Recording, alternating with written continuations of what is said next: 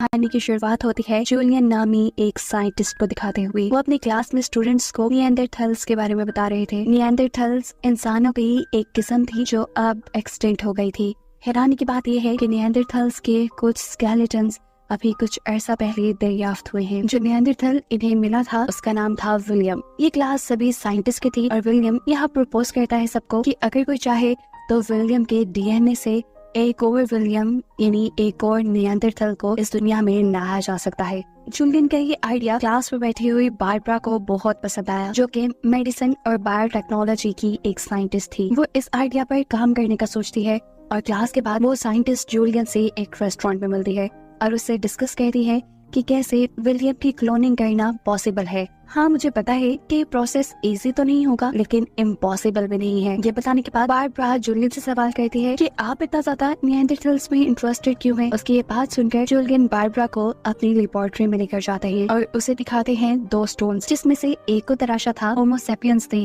यानी आम इंसानों ने और दूसरे को निएंडरथल्स ने। निएंडरथल्स का तराशा हुआ स्टोन बहुत सारे काम कर सकता था, जैसे चीजों को काटना, सपोर्ट देना, जिसका साफ मतलब था कि निएंडरथल्स के पास आम इंसानों से ज्यादा ताकत और ज्यादा अकल थी। और अगर ये लोग आज के दौर में निएंडरथल्स को वापस लाने में कामयाब हो जाते हैं तो मॉडर्न वर्ल्ड को इससे बहुत फायदा हो सकता है। उसकी ये बातें सुनकर बारबरा को और भी ज्यादा लगने लग जाता है कि अब तो उन्हें विलियम की क्लोनिंग करनी ही चाहिए। बारबरा इस प्रोजेक्ट में जूलियन की भी मदद मांगती है और ये लोग यूनिवर्सिटी से इस प्रोजेक्ट पे काम करने के लिए परमिशन भी ले लेते हैं। ये दोनों विलियम की क्लोनिंग पर काम करना शुरू कर देते हैं और इसी वजह से इन्हें लैब में काफी सारा टाइम एक साथ गुजारने को मिल जाता है। आहिस्ता आहिस्ता ये लोग काफी करीब आ जाते हैं। इनके दरमियान में फीलिंग्स भी आने लगी थी। ये एक दूसरे को पसंद करने लगे थे। ये सब तो ठीक था, लेकिन इनका प्रोजेक्ट उसमें दिन ब दिन ये फेल होते जा रहे थे। हर नए दिन के साथ इन्हें कोई न कोई मुश्किल फेस करनी पड़ती थी। इसी वजह से यूनिवर्सिटी के हेड बॉब उनके इस प्रोजेक्ट को बंद करने का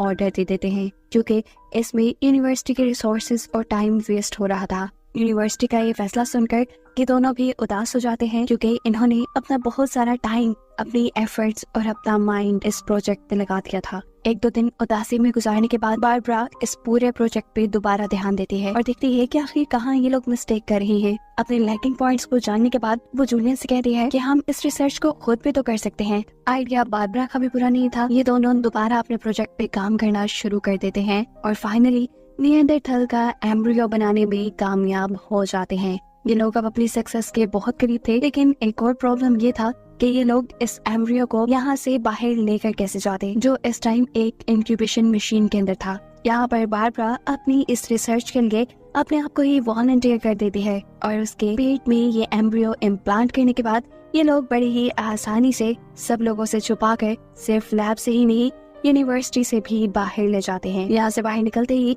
जूलियन और बारबरा ने शादी कर ली थी। कुछ ही महीने इनकी शादी को गुजरते हैं कि बारबरा की डिलीवरी का टाइम आ जाता है और लकीली बारबरा के पास एक हेल्दी बेबी बॉय पैदा होता है, जिसका नाम ये लोग विलियम ही रखते हैं।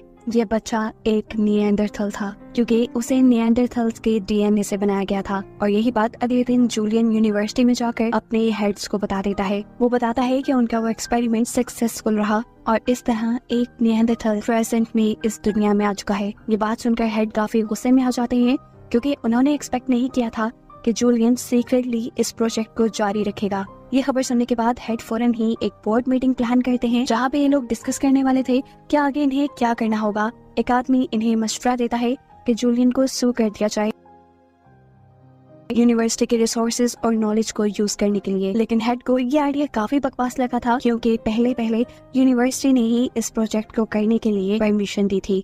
सीन कट होकर दिखाया जाता है कि जूलियन यूनिवर्सिटी के हेड ऑफ डायरेक्टर्स की परमिशन के बगैर एक प्रेस कॉन्फ्रेंस रख लेता है, जिसमें उसे सब लोगों को बता दिया कि सक्सेसफुली वो लोग इस जमाने में एक निएंडरथल को पैदा कर चुके हैं। उसने यहाँ पे निएंडरथल की फोटोज भी सब लोगों को दिखाई। यहाँ प्रेस कॉन्फ्रेंस पे वो सब लोगों से कहता है बेशक वो विलियम का बायोलॉजिकल फादर नहीं, लेकिन वो उसके लिए एक प्राउड फादर जरूर बनेगा। उसकी सक्सेस, उसकी खुशी और उसके फ्यूचर के लिए हर वो काम करेगा जो एक डैड करते हैं। खैर, अब सीन ही से कट होकर हमें काफी सालों बाद का सीन दिखाया जाता है, जहाँ विलियम अब बड़ा हो चुका है। हम देखते हैं कि उसका चेहरा आम इंसानों से काफी डिफरेंट, काफी यूनिक था। यहाँ पर बारबरा विलियम को अपने साथ लेकर एक नए घर आई थी, जो कि एक फॉरेस्ट के पास था। असल में ये जूलियन का घर था जहाँ पर बारबरा उसे छोड़ने के लिए आई थी। बारबरा यहाँ उससे गले मिलती है और उसे कहती है तुम जब चाहो मेरे पास वापस आ सकते हो। ये कहने के बाद वो वहाँ से चली गई और विलियम जूलियन के घर आ गया। घर देखते हुए उसकी मुलाकात हुई सैरा नामी एक लड़की से, जो उसके डैड यानी जूलियन की गर्लफ्रेंड थी,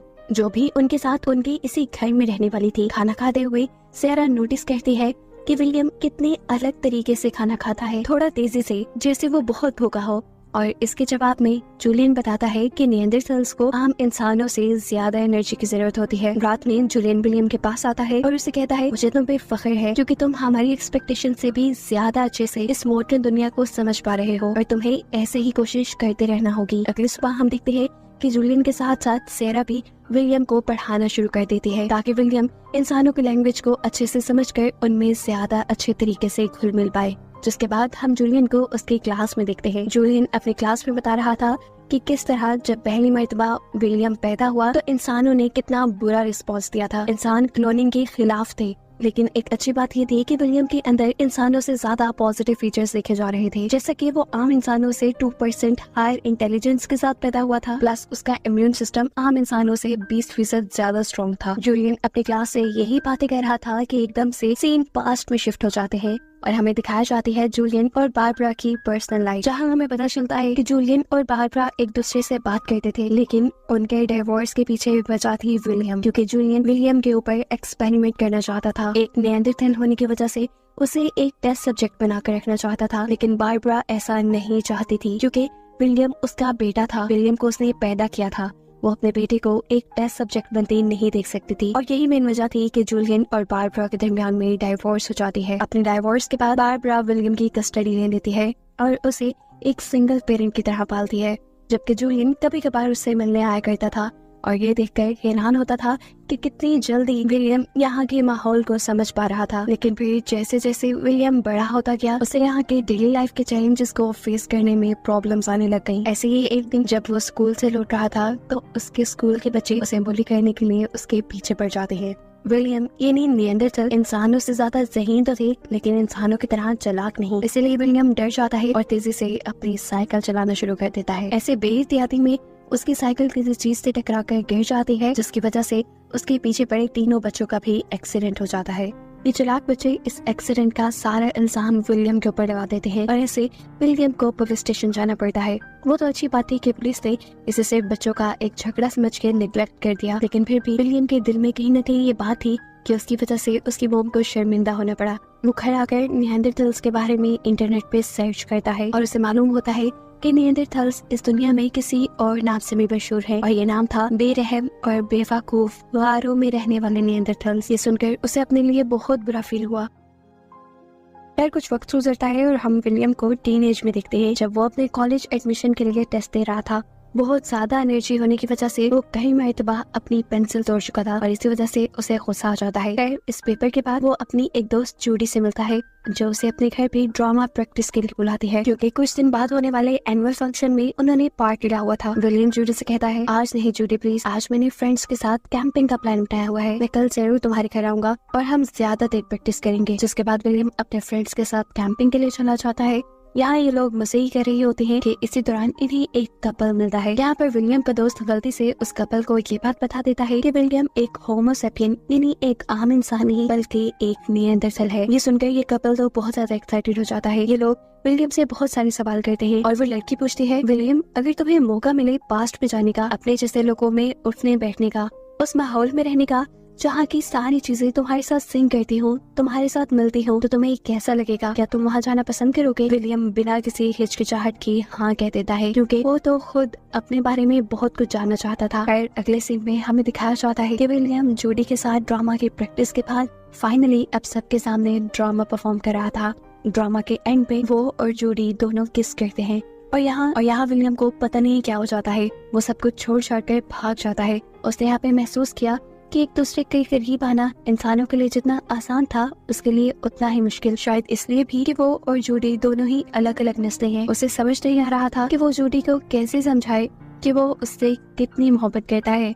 यहीं दूसरी तरफ हमें दिखाया जाता है कि इस टाइम विलियम और बारबरा एक कंसल्टेंट से मिलने आए हुए थे, जो विलियम के बारे में उसे बताते हैं कि विलियम को बहुत ज्यादा गाइडेंस की जरूरत है क्योंकि उसका सक्सेस रेट बिल्कुल अच्छा नहीं, और अगर उसे फ्यूचर में ये लोग कुछ बनाना चाहते हैं तो उसे एक्स्ट्रा केयर और एक्स्ट्रा तवज्जो की जरूरत है। यहाँ पर बारबरा फैसला करती है कि वो विलियम को कुछ टाइम बाद किसी काम पे लगा देगी, लेकिन जूलियन ऐसा नहीं चाहता था। जूलियन चाहता था कि विलियम अपनी ग्रेजुएशन पूरी करे और उसके बाद जो चाहे वो करे, तब तक विलियम उसके साथ ही रहेगा। लेकिन बारबरा उसे अपने पास रखना चाहती थी। इसी के चलते इन दोनों के दरमियान में ही लड़ाई हो जाती है। तब कंसल्टेंट सजेस्ट करते हैं, लड़े नहीं आप दोनों, देखें विलियम कुछ ही अरसे में 18 साल का होने वाला है और जब वो 18 साल का हो जाएगा तो वो अपना ये फैसला खुद ले पाएगा। इसीलिए घर जाकर वो इसके बारे में विलियम से बात करते हैं और उसे कहते हैं कि तुम्हें ये फैसला बहुत ही तवज्जो से और सोच समझ के करना होगा। इस सब के बाद विलियम अपने फ्रेंड्स के साथ सैर के लिए निकल जाता है, जहाँ ये लोग अपने यूनिवर्सिटी एडमिशंस के बारे में बातें कर रहे थे।